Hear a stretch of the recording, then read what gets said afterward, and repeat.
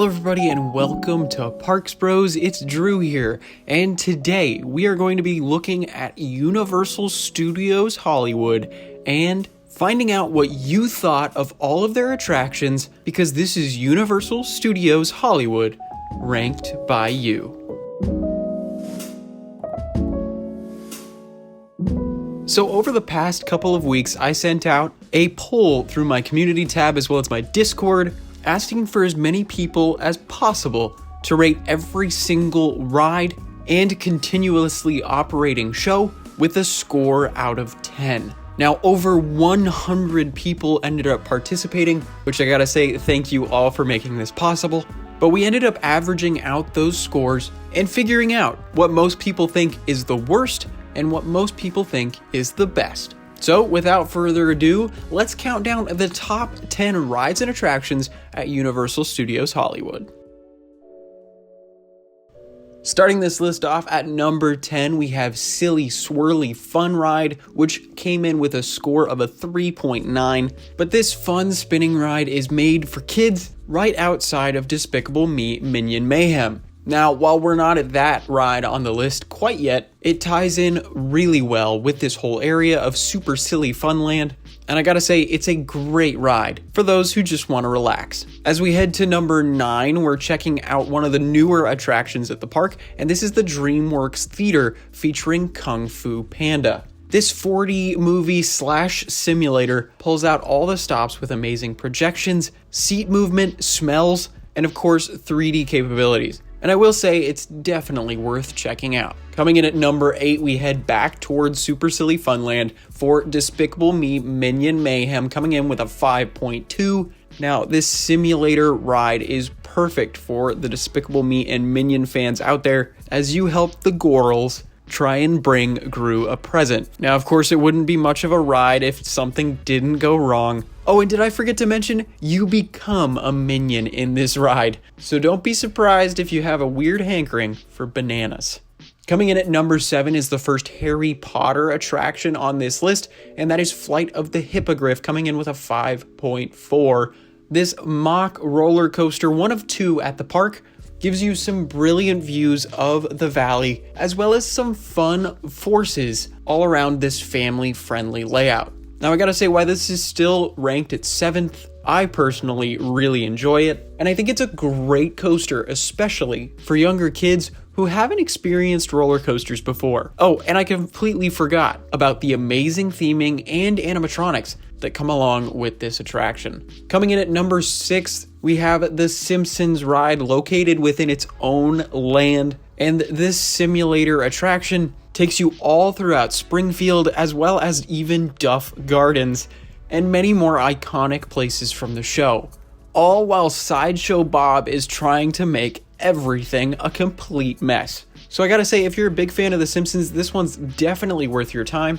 And heck, even in the queue, you'll be able to watch some of the favorite moments from the show. Heading over to number 5 now, we have to go down to the lower lot for Transformers The Ride, which is a Sally dark ride that mixes props and real sets with amazing screens and projections.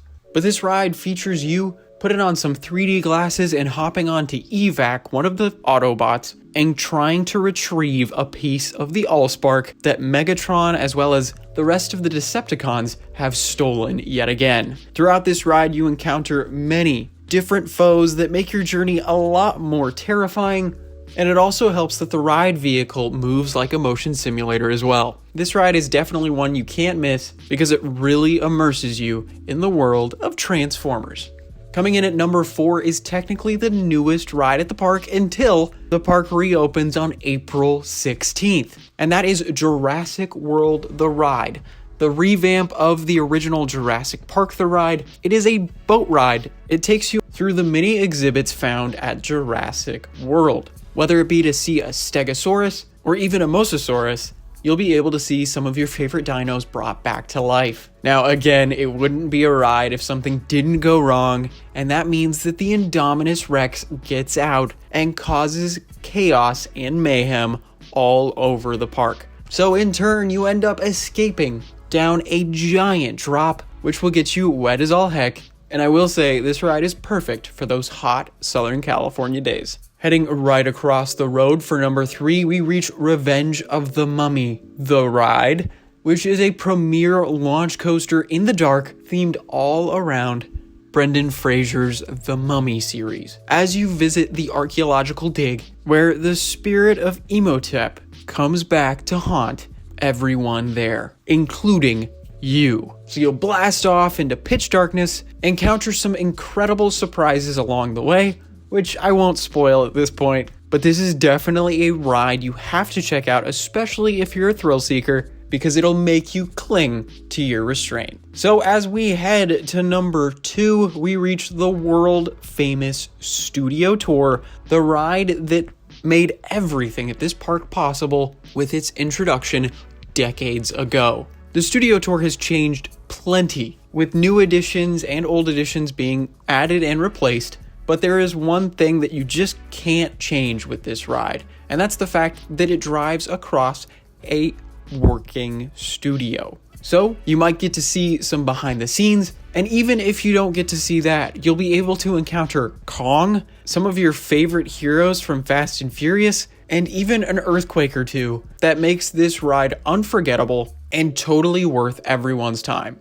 Personally, I will say if there is only one ride you can do at Universal Studios Hollywood, it has to be this, because it's not something you can find anywhere else in the world. Now, as we move to number 1, we go back to Hogsmeade, and more specifically into Hogwarts Castle for Harry Potter and the Forbidden Journey. This ride, found at plenty of Universal's resorts around the world, is insane, and was one of my favorite rides ever after checking it out without knowing anything. So I won't spoil much, but the entire queue takes you through Hogwarts Castle, which is an amazing experience in itself, before you end up running into Harry, Hermione, and of course, Ron, where they try to sneak you into the grounds and show you around. Well, of course, things go wrong, and you'll end up encountering giant spiders, dragons, and maybe even the Whomping Willow. All I can say is that this ride is immaculate and unlike anything else I have ever experienced,